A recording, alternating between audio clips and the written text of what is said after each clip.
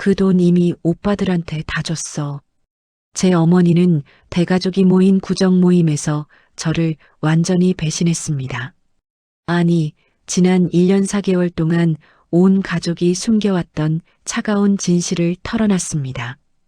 그날 아침까지만 해도 저는 희망에 부풀어 있었어요. 아버지가 남기신 15억 원을 찾기 위해 어머니와 함께 꼬박 490일을 찾아 헤맸거든요. 그 돈이 저희 가족을 화목하게 지켜줄 거라고 굳게 믿었습니다. 구정 차례상은 넉넉했습니다. 온 가족 20명이 한자리에 모였고 큰 오빠는 얼마 전세로 샀다던 고급 외투를 입고 의젓하게 앉아 있었습니다. 작은 오빠도 지방 사업을 확장한 후 오랜만에 귀향에 반갑게 인사했습니다. 저녁 7시 무렵 모두가 왁자지껄 웃고 떠들 때였어요. 막걸리 몇 잔을 비우신 어머니의 얼굴에서 갑자기 웃음기가 싹 사라지시더군요. 그러더니 제 눈을 똑바로 쳐다보며 떨리지만 단호한 목소리로 말씀하셨습니다. 그 돈 이미 오빠들한테 다 줬어. 술 냄새와 함께 터져나온 진실은 제 삶의 모든 것을 멈춰 세웠습니다. 저는 김미숙입니다. 올해 57세고요. 30년 넘게 중학교 국어 교사로 일하다가 몇 년 전 은퇴했습니다. 지금은 작은 동네 문화센터에서 시 낭송 모임을 운영하며 평생 성실하게 살아왔다고 자부하는 평범한 여자였습니다. 그런데 지금부터 제가 드릴 이야기는 제 인생에서 가장 비참하고 충격적이었던 가족의 배신에 관한 것입니다. 우리 집은 경상남도 남원의 전형적인 농가 출신 보수적 가정이었습니다. 아버지는 90세로 돌아가시기 전까지 정말 엄격한 분이셨죠. 늘 올곧은 자세와 카리스마 넘치는 목소리로 집안을 이끌어 가셨습니다. 하지만 저에게만큼은 유독 다정하셨어요. 어릴 때부터 늘 제게 말씀하셨습니다. 미숙아, 너는 오빠들보다 속이 더 깊다. 생각이 깊고 마음씨가 곱지. 아버지, 그런 말씀 오빠들이 들으면 서운해요. 아버지는 제 머리를 쓰다듬으시며 미소 지으셨습니다. 괜찮다. 아비가 보기엔 딸이 제일 믿음직스럽다 말이야. 오빠들은 성격이 급하고 덜렁거리는데 너는 신중하고 깊이 있어. 어머니는 전통적인 유교 사상이 강한 분이셨지만 저를 많이 아끼고 자랑스러워 하셨습니다. 위로는 큰 오빠 김영철은 저보다 8살 위로, 작은 오빠 김호식은 6살 위로, 저는 3남매 중 막내이자 외동딸이었습니다. 아버지는 평생 성실하셨어요. 작은 논밭을 일구시면서도 저희 교육만큼은 포기하지 않으셨습니다. 새벽 4시에 일어나 반일을 하시고 저녁엔 저희 숙제를 봐주셨죠. 공부해야 세상에서 떳떳하게 산다. 돈이 없어도 배운 만큼은 물려주겠다는 말씀 덕분에 큰 오빠는 수도권의 중견 건설회사에 취직했고 작은 오빠는 호남 지역에서 작은 무역회사를 운영하게 됐습니다. 저는 사범대학을 나와 고향 근처 중학교 교사가 됐고요. 결혼 후에도 저는 부모님 댁에서 가장 가까이 살면서 모셨습니다. 큰 오빠는 수도권에, 작은 오빠는 타 지역에 살아서 자주 오실 수 없었거든요. 자연스럽게 저희 부부가 부모님 안부를 챙기고 모시는 역할을 했습니다. 월급의 일부는 부모님 용돈으로 드렸고 명절 때마다 온 가족이 모이면 장보기부터 요리, 설거지까지 모두 제 몫이었습니다. 우리 딸이 제일 효녀다. 어머니가 늘 자랑하시던 말씀이었죠. 그런데 아버지가 85세 되시던 해 갑자기 큰 결정을 하셨습니다. 대대로 내려오던 땅을 모두 정리하신 거예요. 이제 나이도 들었고 농사짓기 힘들다. 땅을 팔아 정리하겠다. 저희는 처음엔 단순히 노후 준비를 하시는 줄 알았습니다. 나중에 알고 보니 그 금액은 엄청났습니다. 남원 시내 한복판에 있던 작은 아파트, 외곽에 논밭 7,000평, 그리고 조상대대로 내려온 임야까지 모두 합쳐서 15억 원이 넘는 돈이었습니다. 아버지는 평소에도 자주 말씀하셨어요. 내가 죽고 나면 너희들끼리 사이좋게 지내라. 돈 때문에 형제가 원수되는 일만큼은 없어야 한다. 우리 가족은 화목했기에 그 말씀은 따뜻하게만 들렸습니다. 하지만 운명은 잔혹했습니다. 아버지가 갑자기 쓰러지신 거예요. 평소 건강하셨는데 어느 날 아침 뇌경색으로 쓰러지셔서 그대로 세상을 떠나셨습니다. 그것도 아무런 유언이나 준비 없이 말이죠. 장례를 치르는 5일 동안 저는 정신이 없었습니다. 아버지를 잃은 슬픔도 컸지만 뭔가 허전하고 불안한 기분이 들었습니다. 그렇게 계획적이셨던 아버지가 중요한 얘기 하나 안 해주고 가시다니. 장례식 사흘째 되던 날 큰 오빠가 조심스럽게 물었습니다. 미수가 아버지께서 정리하신 그 돈은 어디 있는지 혹시 들은 적 있어? 아니요, 오빠는요? 나도 몰라. 그냥 땅 팔았다고만 하셨지 구체적인 얘기는 안 하셨어. 작은 오빠도 마찬가지였습니다. 어머니께 여쭤봤더니 어머니도 당황스러워 하셨습니다. 그게 말이다. 아버지가 어디에 두셨는지 말씀을 안 해주셔서 모르겠단다. 더 이상한 건 아버지의 통장이었습니다.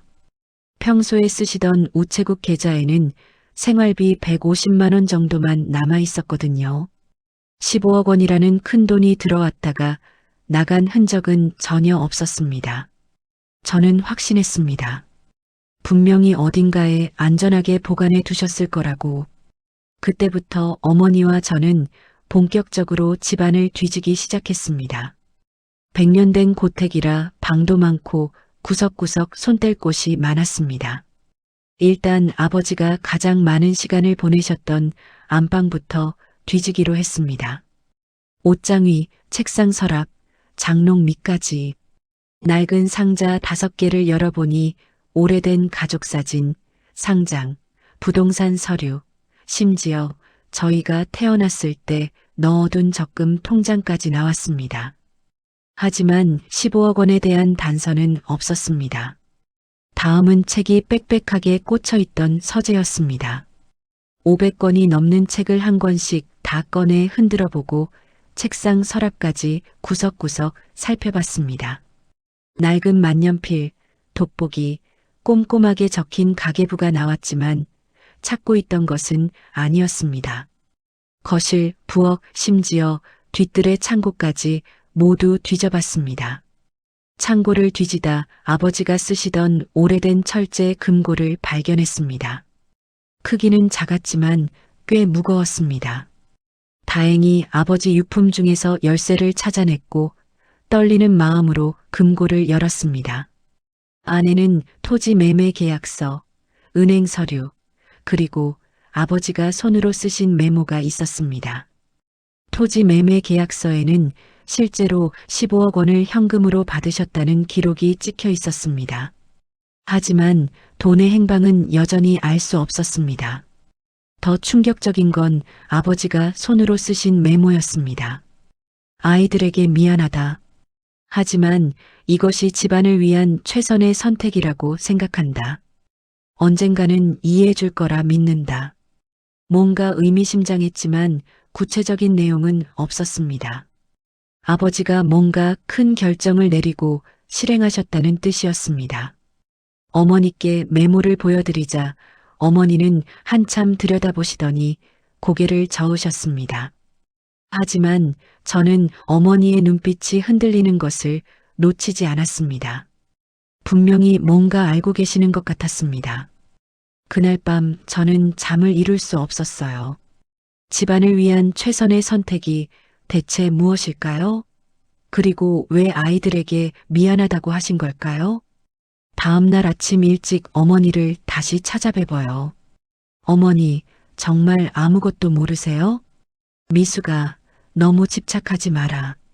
아버지께서 그렇게 하신 데는 다 이유가 있으실 거야. 며칠 뒤 큰 오빠가 찾아와 저를 보더니 인상을 찌푸렸습니다. 또 그 얘기야? 미수가 이제 정말 그만 좀 해. 돈이 어디 있겠어? 오빠 아버지 메모 받잖아요. 15억이요. 그런 큰 돈이 그냥 사라질 리가 없어요. 큰 오빠는 짜증스럽게 고개를 저으며 말했습니다. 미수가 너무 예민하게 굴지 마. 아버지 돌아가셨는데 넌 돈에만 미친 것 같아. 작은 오빠도 비슷한 반응이었습니다. 미수가 이제 그만하자. 있으면 나오겠지. 사람들이 우리 가족 욕할까봐 걱정이야. 아버지 돌아가시자마자 돈만 찾는다고. 저는 상처를 받았습니다.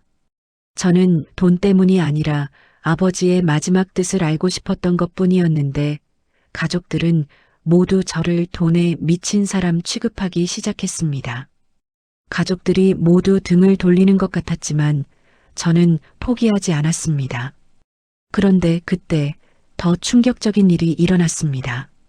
어머니가 갑자기 태도를 바꾸신 거예요. 미수가 이제 생활비도 내지 마라. 아들들이 알아서 할 테니까. 어머니, 그게 무슨 말씀이세요? 제가 제일 많이 드렸잖아요. 출가한 딸이 무슨 권리가 있다고 그래. 아들은 집안을 잇는 사람이야. 딸은 시집 가면 남의 집 사람이고. 어머니의 목소리는 차가웠습니다.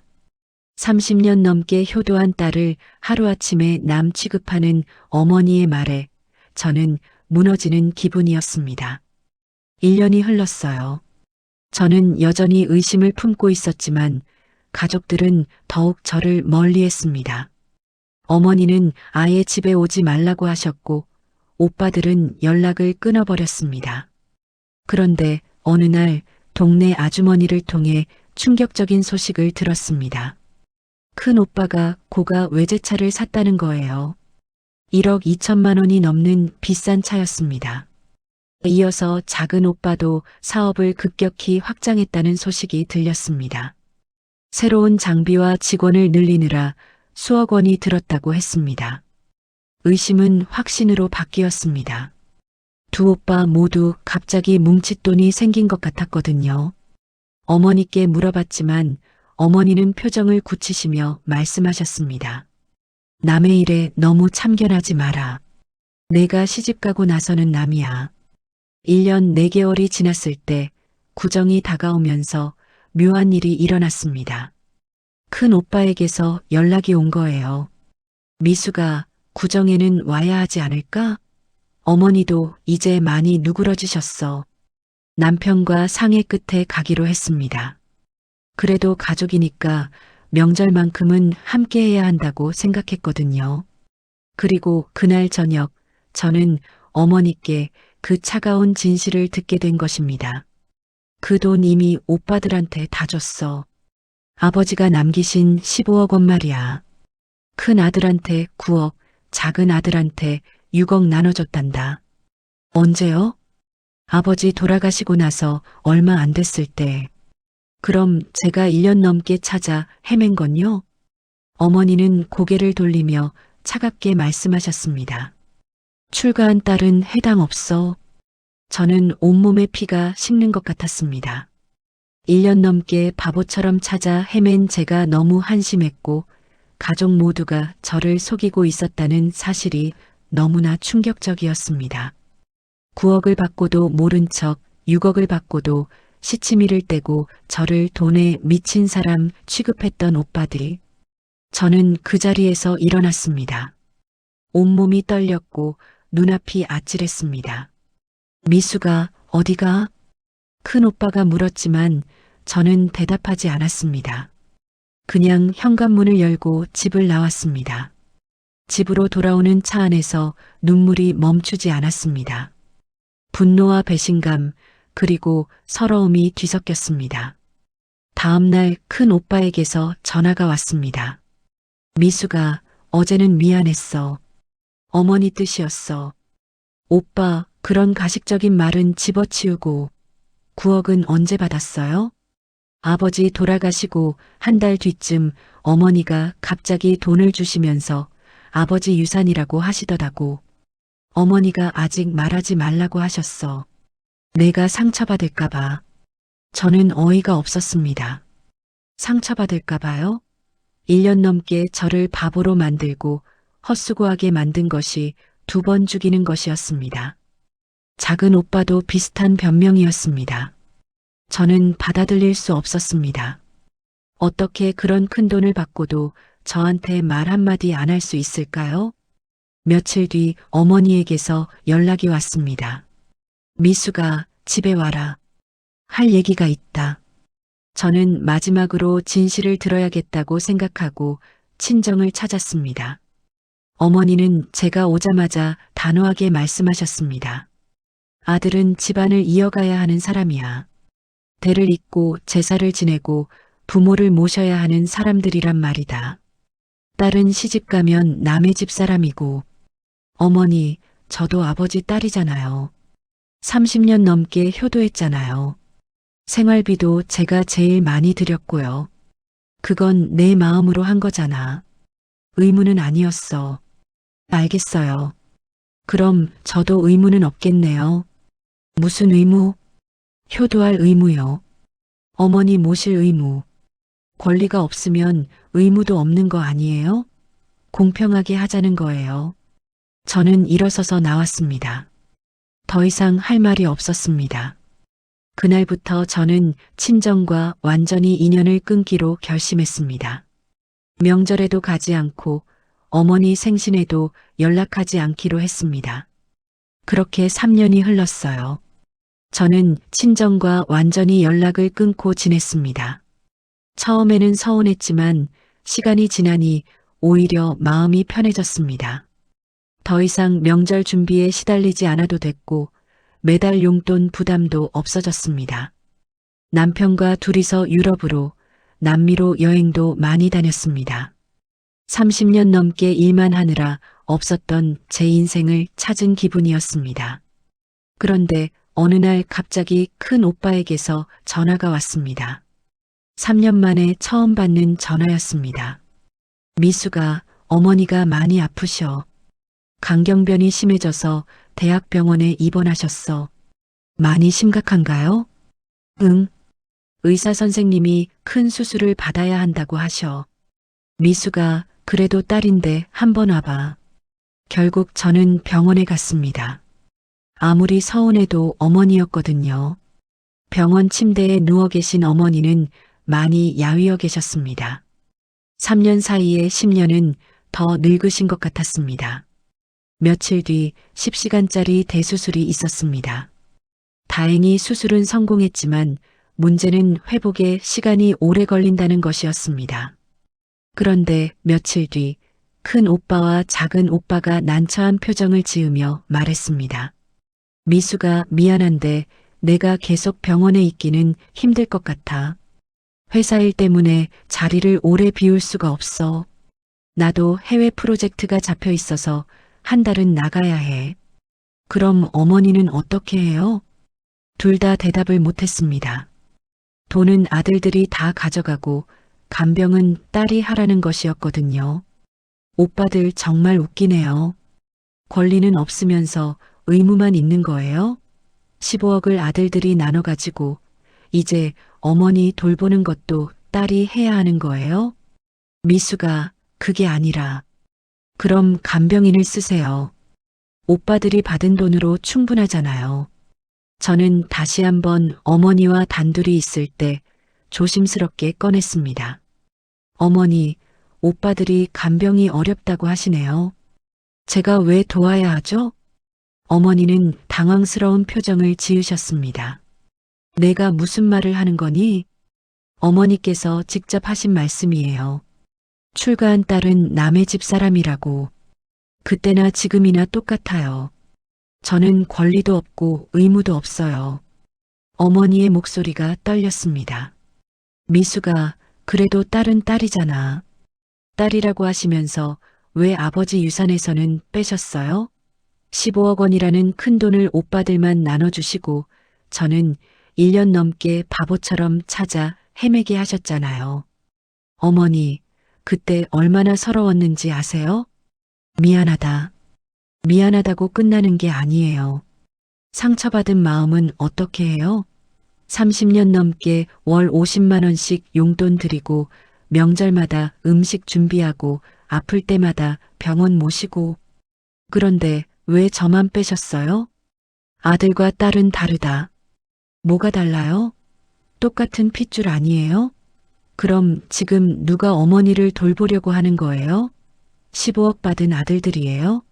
결국 남의 집 사람인 딸한테 부탁하고 있잖아요. 어머니는 작은 목소리로 말씀하셨습니다. 그래서 부탁하는 거 아니냐? 어머니, 저는 이제 지쳤어요. 3년 동안 정말 편하게 살았거든요. 오빠들한테 부탁하세요. 15억 받은 사람들한테요. 어머니의 표정이 굳어졌습니다. 미수가 정말 나를 안 도와주겠다는 거냐? 네, 안 도와드려요. 저는 단호하게 말했습니다. 이미 제 몫은 다 끝났어요. 30년 넘게 효도한 걸로 충분해요. 딸이 어미를 버리는 거냐? 어머니가 먼저 딸을 버리셨잖아요. 3년 전에 저는 일어서서 나왔습니다. 정말 홀가분했습니다.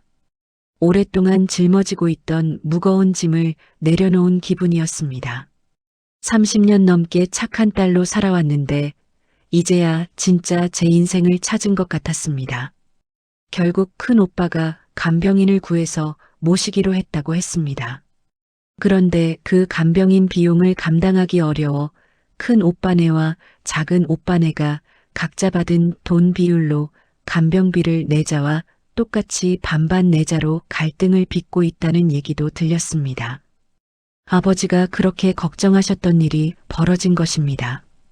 돈 때문에 형제끼리 싸우는 일. 그로부터 1년 뒤 어머니가 재입원하셨다는 연락을 받았습니다. 이번에는 폐렴이었습니다.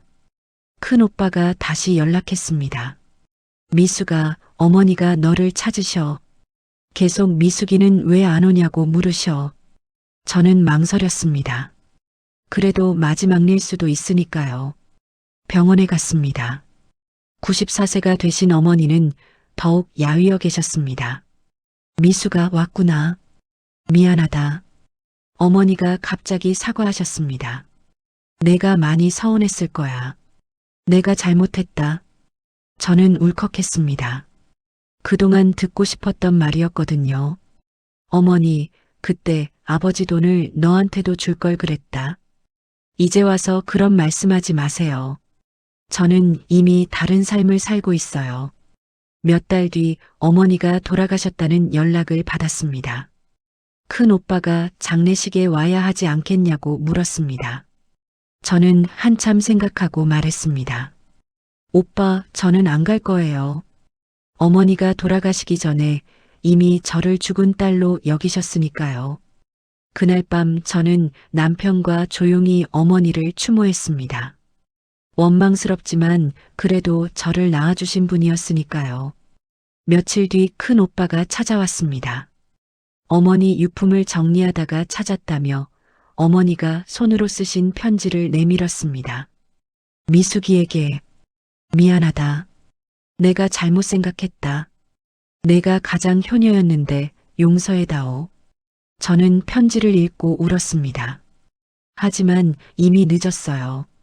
오빠, 이제 와서 이런 편지가 무슨 소용이에요? 마음만으로는 상처가 아물지 않아요. 저는 편지를 돌려주었습니다. 오빠가 보관하세요. 저는 필요 없어요. 저는 이제 정말 자유롭고 행복합니다. 가족이라는 이름으로 일방적인 희생을 강요받을 이유는 없으니까요. 권리와 의무는 함께 가는 것입니다. 권리를 주지 않으면서 의무만 요구하는 건 공정하지 않죠. 혹시 비슷한 상황에 계신 분들이 있다면 용기를 내세요. 당신의 인생은 당신 것입니다. 다른 사람의 편견이나 압박에 굴복할 필요 없어요. 존중받지 못하는 관계라면 정리하는 것도 하나의 방법이라고 생각합니다. 저는 이제 제 인생을 위해 살 거예요. 감사합니다. 구독, 좋아요 부탁합니다.